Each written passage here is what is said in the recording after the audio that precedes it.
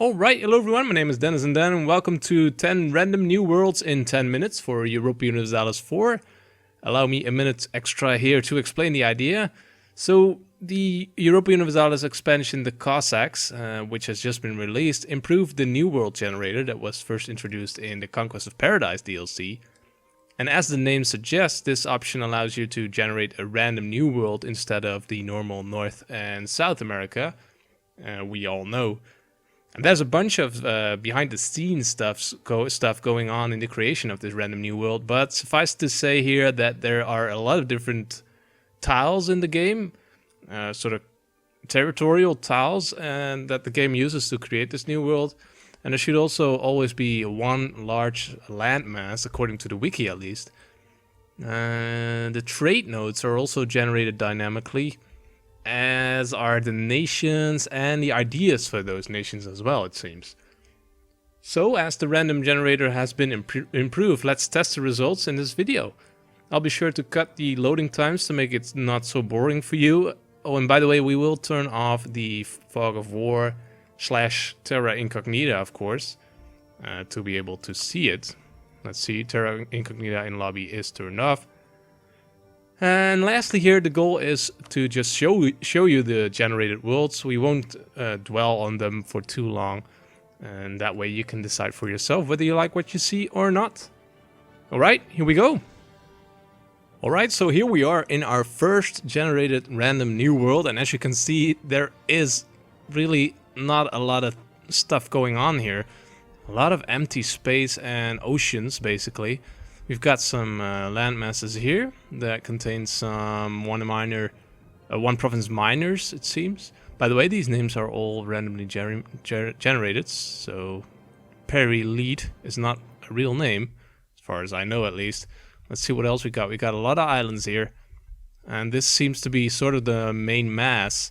So I'm not quite sure if the main continent is actually a thing here, unless this counts as one continent. Lots of one province miners, it seems. Actually, here's some larger countries. Yes, we've got Navat, Ute, Lasik. Nice flags as well. Right, so this is basically the first one. A lot of space, it seems, but also a lot of island hopping going on, which could be fun. Let's go to the next one. And welcome to the second new world. As you can see, we now do have one large mass. There's a tiny... Well, I say tiny, it's actually as large as France and Castile together. Plot of land here. And we've also got a sort of North Pole, it seems, which allows you quick access probably from Norway. Let's take a quick look at this large mass here. Very interesting. Some wasteland around the edges here, but also a lot of provinces. Jeez. Waktal, Hipponia, Captica. Very nice. Cloudy Lake. Ooh. And there's some more countries here. This seems like an interesting map to play. This large landmass is, of course, a great target for colonizing, as is this one to get over there. Right, let's go to the next one. Alright, we are now in the third world. It seems that we have two large landmasses here. Not unlike North and South America, I suppose, and a little Middle America, Central America here. It's like a little cross island over here. Some more island groups. And there's even one here for close access to, let's see, Australia. And yeah, very interesting. Thus far, it seems that we have come across quite a lot of different ways that the game generates the new world. Very interesting. I like this little island in the middle as well. Right, let's go to the next one. Now this seems like a proper way to conquer a new world. There's 3 large land masses here, very large even. Very interesting. Look at all these provinces as well, jeez. Very, very nice. And as I said, 3 large land masses. There's a lot of wasteland in the middle though. But it doesn't really matter. This looks like a very interesting sort of delta. Sort of Bangladesh thing going on here, but on a continental scale. And there's also some tiny islands, or less large islands, I should say, and some more island groups here.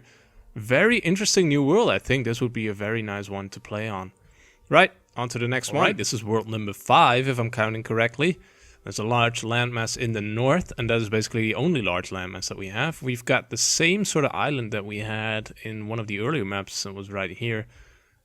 Luckily, there's some island groups in the middle as well, in between the large landmass here.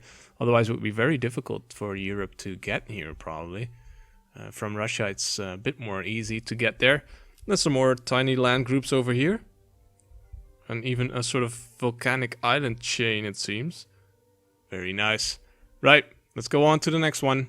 And there we are. We are halfway in this video. Let's see what we got here. There's another large landmass in the north. Of course, I noticed that Cool18 was saying it's sort of logical that in the south there isn't much space because of Africa and Australia. So I guess it makes sense that most of the landmass is up north. Still, there is an interesting place here with a lot of natives on it. So it's gonna be quite a big battle here to see who can win. Very interesting piece of land here as well. Yeah, and of course this will be the main target for the Europeans, it seems. Because it will be quite easy to get there from Portugal and Castile. Very nice. A lot of variety as well, which is very interesting. Let's go. And of course, just as I said that the sort of focus was on the north, there is a large mass in the south. Very interesting. This random generator keeps surprising me, at least. Still, there is a North Pole here. Sort of same North Pole as in an earlier map. And there's a lot of wasteland here, so that won't be very usable. All the natives are actually on these 3 large islands. That's probably what they'll have to work with. So this is going to be very difficult, I think from Castile's standpoint to get there. There's some islands here, but those are already in the old world. I guess you could reach it, but it's going to be difficult. Right, on to the next one. And we find ourselves with another sort of similar continent that we had compared to the one we had before. I think it was down south or sort of inverted. But at least we've got one large landmass again and a sort of tiny island. Smaller island. I keep saying tiny, but of course these are very large landmasses to accompany it. There's some interesting stuff going on here as well. This will be very easy to reach from Europe, I think, because of this island. And of course one large landmass to conquer, which also holds all the native tribes, it seems. Some islands here as well. All in all, another very interesting new world. Nice. Now this seems to be another very interesting new world. We've got one large landmass here and about 3, it seems, down here, with a lot of space between them. Still another one of those tiny islands. I think those are sort of placed in there to get to help the Europeans to get to the new world. Looking at it from Asia, it's going to be doable as well, I think, from here, from Australia at least. Very interestingly shaped, not a lot of tiny islands this time. Just basically 4 landmasses and an island group. So, very nice. And to finish it all off, we've got one last new world that seems very interesting. Another large landmass, so I guess there still is a sort of bias towards one big continent, at least one. Still some large island groups here in one tidy row. And there's even the sort of beginning of the almost infamous sort of pillar that goes through the map. I've seen pictures of that. Very interesting stuff. This one is just tiny, but still lots of islands going on as well. And yeah, very interesting. So I hope that this video has given you a good overview of what the new world, the new random generator might actually bring you. Yeah. Be sure to play around with it yourself as well, of course. If you want to see more random new worlds, I think Cool18 has done a video on this as well.